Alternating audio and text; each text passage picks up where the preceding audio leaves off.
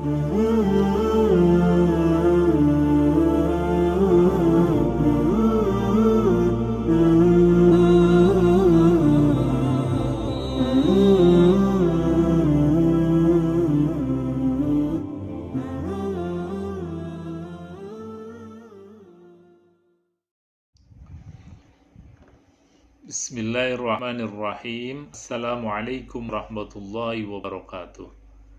Alhamdulillahirabbil alamin. Wassalatu wassalamu ala asyrafil anbiya wal mursalin sayyidina Muhammadin wa ala alihi wa sahbihi ajma'in. La haula wa la quwwata illa billahil aliyyil azim. Kaum muslimin muslimat rahimakumullah. Kita lanjutkan kajian kita kitab Ijan Durori dalam rangka lebih mengenal Allah Subhanahu wa Ta'ala melalui sifat-sifatnya. Kemarin sudah kita bahas sifat Allah. Yang pertama adalah wujud, kemudian Allah itu punya sifat qidam. Yang ketiga, Allah itu punya sifat baqa. Dan yang keempat adalah mukhalafatul lil hawadits.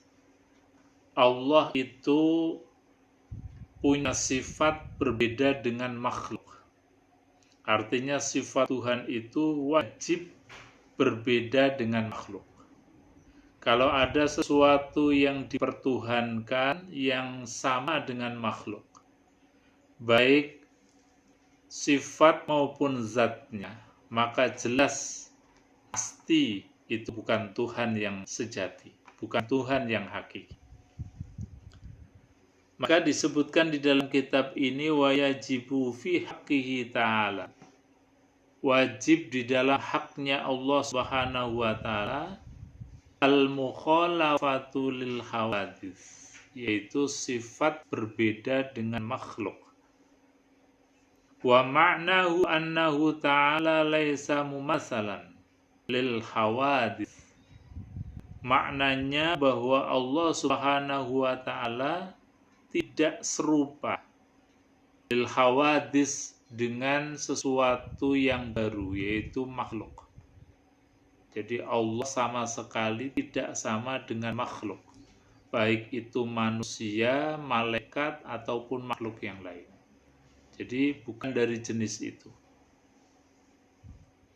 Falaisa lahu yadun wala ainun, karena Allah tidak mempunyai tangan, wa ainun, dan juga tidak mempunyai mata, wala uzunun, dan juga tidak mempunyai telinga, wala ghairu dzalik, dan tidak punya yang lainnya. Jadi Allah ya Allah tidak punya jisim-jisim, mata, telinga, tangan, kaki, dan sebagainya. Beda dengan kita. Kita ini tubuh satu tapi terdiri dari bagian-bagian. Tapi Allah tidak. Jadi Allah itu ahad yang tidak terdiri dari bagian-bagian. Itulah Allah Subhanahu wa Ta'ala. Jadi sifatnya Allah adalah al-mukhalafatu lil hawadits, berbeda sama sekali dengan makhluk.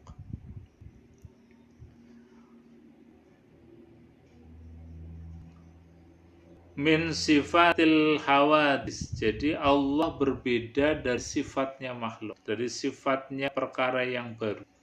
Wadidduha al-mumatsalah. Kebalikan daripada sifat mukhalafatul lil hawadis adalah sifat al-mumatsalah, menyerupai. Jadi Allah sama sekali tidak punya sifat mumatsalah, tidak punya sifat keserupaan dengan makhluk. Wadalilu ala dzalika annahu law kana mumasilan lil hawadits lakana hadisan wa huwa muhalun. Bukti bahwasanya Allah Subhanahu wa Ta'ala itu zat yang berbeda dengan makhluk. Annahu law kana mumasilan, andai kata Allah itu punya sifat mumasilan lil hawadits, sama dengan makhluk, lakana hadisan, maka Tuhan atau Allah itu ya hadisan, sesuatu yang baru. Sebab apa? Sama dengan makhluk, sama dengan perkara-perkara yang baru. Bahwa muhal, dan ini adalah sifat yang tidak mungkin disematkan kepada Allah Subhanahu wa Ta'ala.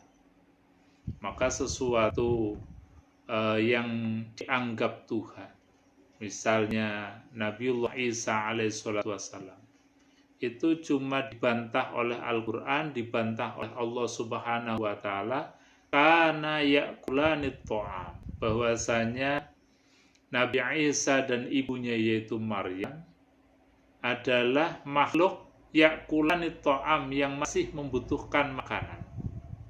Kalau masih membutuhkan makanan, masih membutuhkan yang lain, seperti makhluk-makhluk, ada hewan, ada manusia yang pada umumnya, maka sifat yang semisal dengan makhluk tidak mungkin menjadi Tuhan, atau tidak mungkin dia itu adalah Tuhan. Maka cara Allah Subhanahu wa Ta'ala di dalam mengcounter atau menolak tentang ketuhanan Isa hanya berargumen sangat mudah, karena ya'kulanit ta'am, bahwa Isa dan ibunya masih butuh makan, berarti sama dengan makhluk yang lain. Artinya apa? Bahwa Isa bukanlah Tuhan. Jadi sifatnya Tuhan itu harus mukhalafatul lil khawadis, berbeda dengan makhluk. Kaum muslimin muslimat rahimakumullah. Maka sekali lagi kita harus bangga punya Tuhan Allah Subhanahu wa Ta'ala yang sama sekali berbeda dengan makhluk, dan ini luar biasa. Maka sekali lagi kita bersyukur kepada Allah Subhanahu wa Ta'ala. Alhamdulillahirabbil alamin. Kita tutup dengan doa kafaratul majlis. Subhanakallahumma wa bihamdika asyhadu an la ilaha illa anta astaghfiruka wa atubu ilaik.